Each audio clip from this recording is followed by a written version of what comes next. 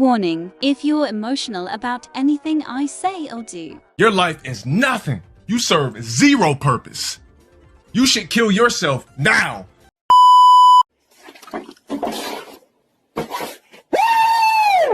It's showtime! So for this versus battle, we technically have Goku versus Mori, or technically the battle of the indirect furries that learn martial arts, went to a fucking tournament, becomes the strongest in the tournament, then becomes gods. Hello, darkness, my old friend. Now, I'm not even gonna lie to you, but how the way that shit sounds, it sounds like, hey man, can I copy your homework? Huh? Can I copy your homework? No, you can't copy my homework! Darius bitches! like, let's just be honest here. The god of high school? Since fucking when? Like, the only thing that actually has something to do with some real high school shit is when those old fucks be trying to fuck on the high schoolers. Like, come on now, this motherfucker already got arrested for touching on minors and shit. Anyways, for the scalings of Goku. Attack potency, since some motherfuckers don't know what AP means. Now, we already know that he's above universal, and which is extremely consistent and very verbatim. Fucking stated. But you want to know something that's really crazy? This nigga Zīmatsu technically transcended all of the multiverses to affect a whole nother timeline, and which should make him fourth dimensional, and which is literally the reason why Zeno had to destroy the whole fucking multiverse. But if you don't want to really count that shit for personal reasons, he should be on the high tiers of low multiversal. Now for speed. So current Goku in his new form, True Ultra Instinct, he should be over like some sextillion times the speed of light. See, I would do a calc, but I'm not trying to make y'all niggas wait any longer. Now for his hacks and abilities, so these should be like the main ones that are like relevant. Energy manipulation, accelerated development, precognition, existence erasure. Even if the Akai could even be mentioned, even that, you also gotta realize that in the manga, Goku, even though, again, he only did it once. Piccolo only went giant once, and he was still able to do it again. Vegeta uses final explosion once in the entire Dragon Ball Z franchise, and does the shit again. And Goku uses his psychic abilities only once in the Dragon Ball Z franchise. And what's that? He does it multiple times later on. Final point, because I'm not trying to drag this shit on. Mastered fucking Ultra Instinct, a technique that is literally superior to the gods of destruction. He uses it once in the Tournament of Power and multiple times in the Granola arc, along with True Ultra Instinct, which is his new transformation. So him only using the Hakai only once doesn't apply that he can never use it again. But he cannot do the Hakai like, you know, Beerus or freaking any of the gods of freaking destruction. Even if that would be so, what would make you think it still couldn't damage you? Like, he damaged Zīmatsu with it, who was technically stronger than him, and actually would have erased him from existence. But since the useless bitch was there, this shit happened. You know what I'm saying? That freaking Hakai shit takes a freaking toll on that guy's body. You know what I'm saying? So did Ultra Instinct fucking Omen, in which that technique is still superior to the gods. I would even stress that Vegeta could probably like do with more training with the Ultra Ego stuff. He could probably do the Hakai close to Beerus if that given point in time. Like, what the fuck does that even mean? Like, Playtard, a Hakai is still a Hakai, no matter if it's Beerus level or not. If you touch it, your body and your soul will be erased from existence, unless you have a resistance to it, like Goku in base. But anyways, Toon Force, accelerated development. Now, I would keep going, but I'm trying to get this shit done by Christmas. Mori from the god of high school, and which is a webtoon, a below mid toon. Back. Guess what? Your boy's going to copyright school because of webtoon. Well, guess what, webtoon? You want to know my answer? You want me to tell you what I think about this? You stupid little bitch, Karen. Fuck you. Fuck you, webtoon. Shit, that's why you got mostly mid in your goddamn shit, bitch. Damn, that's why your animes was all trash, bitch. Lame ass bitches, bro. I swear to God, bro. Shit. Damn, bro. Copyright striking my fucking video, bitch. Very pleasant times indeed. But now looking back from that, I clearly still don't regret what I said. But when I said they had mostly mid in their shit, bro, that bitch was clearly an understatement. Because when I was scrolling through this bitch, I suddenly came into a realization, was that this shit was made for mostly mentally unstable bitches. Because when you go to their top 3 most popular, the top 3 are just straight up fucking romance. And which is downright concerning. Reading a bunch of fucking lies on a mid-tune.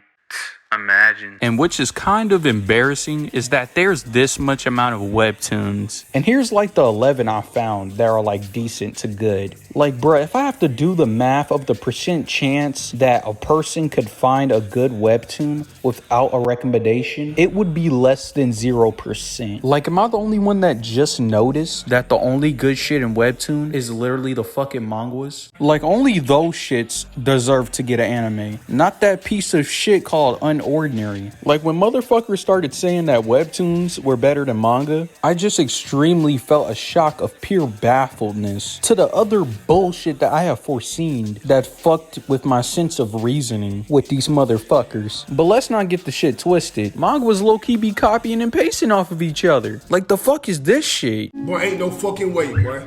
Boy, ain't no way, boy. Boy, ain't no way, boy. Boy, ain't no way, boy. Boy, ain't no way, boy. Boy, ain't no way, boy.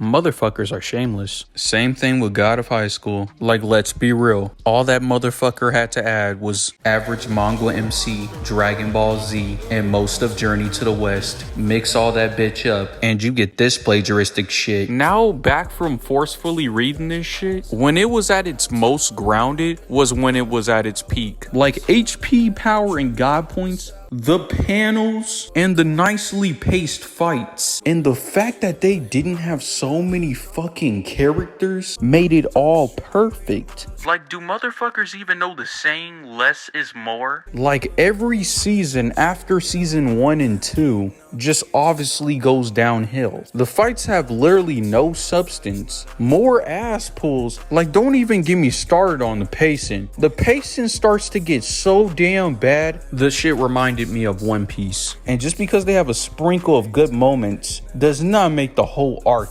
good. It makes the certain part of it good, but it doesn't make the entirety of the fucking arc good, like the Ragnarok arc. And by the way, if you think that's the best arc in God of High School, you're just straight up fucking retarded. Like, the best parts of Ragnarok was literally close to the ending. And the shit that they did with R was so fucking underwhelming that I literally dropped the shit again. Like, at this point, I'm literally having rebirths when it comes to dropping this shit. Like, how do you just waste two potentially good villains and just make them die like bitches? Like, how the fuck do you give Okwon the moderate treatment, then fumble with fucking R? And when I picked the shit back up, because they told me Mubong was the final villain, at this point I just knew he was milking this shit. It's ruining it. Look at my lips. You're ruining it.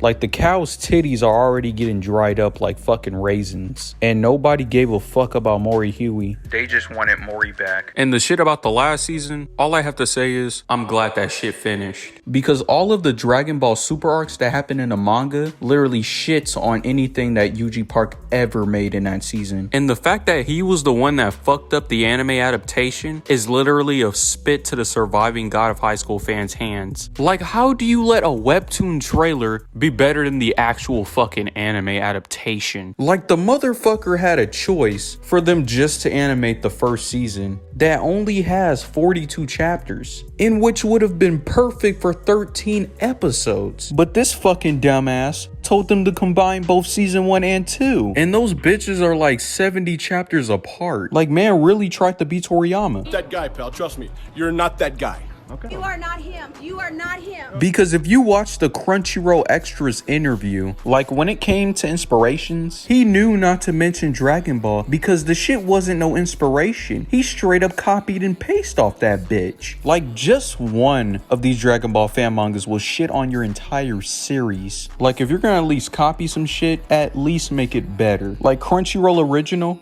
Betrayer. But anyways, it's debunking time. Number 1, Mori being fourth dimensional. This is literally the same shit with Aizen, when the power gap between him and his opponents is so fucking large that they will see him as a transcendent being or some shit, even though he's nowhere close to universal. Like, this is the same shit with Satan panicking because he got his manhood tested. Like, bro got violated so bad that he had a whole 17-year time skip training arc. Then he gets gets ripped to fucking shreds by Mubog, then becomes an actual bitch later. But none of those 4D claims were ever verbatim stated. It's just hyperbole. 2. Mori is not universal, multiversal, nor fucking outerversal. So for Mori turned off the universe is actually just misinterpreted because he actually just turned off the main star by kicking it. That's why it showed it reforming in the first place and was just only to hype up the fight. And just because Morijin warped space to create portals for his alternate selves would be very absurd to call that a multiversal feat because there's absolutely zero evidence providing that. And let's not even get started on that outerversal shit. Like a transcendent being? I mean, if we compare him to Dean's weak ass, no fucking shit. But if we're talking about outer, he wouldn't even fit the description. Like, he isn't any different than Father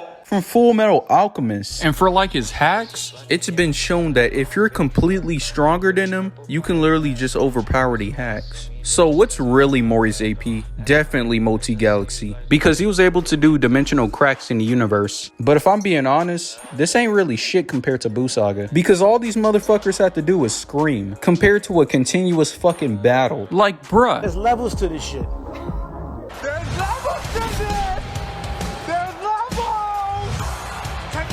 okay, let's just go to his speed. He would be easily in the high quintillions, if not close to the septillions. Then I forgot to mention that Goku also has infinite speed. So who would win this fight? Goku would literally one tap. And if you feel that I'm wrong, my Discord name remains in the description if you have the social skills to even try.